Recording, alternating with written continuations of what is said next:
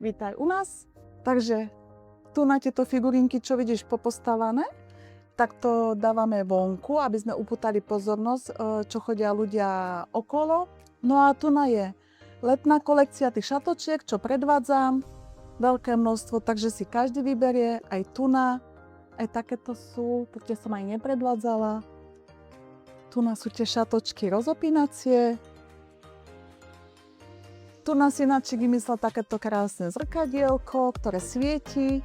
Teraz nesvieti, ale svieti. Tu je jesenná alebo jarná kolekcia ešte plaštíkov, lebo keď prší, tak treba mať aj to v ponuke. Saka pre také konzervatívnejšie ženy.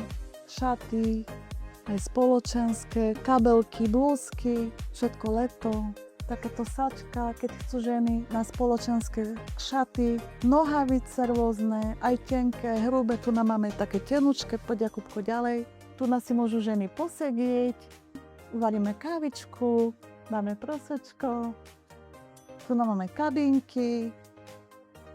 Tu začíname pánskou modou, ktorú ideme doplňať. Takže páni, majte sa na čo tešiť, budú tu pánske košele, aj tričenka, aj nohavice. Samozrejme, nesmú chýbať darčekové poukažky.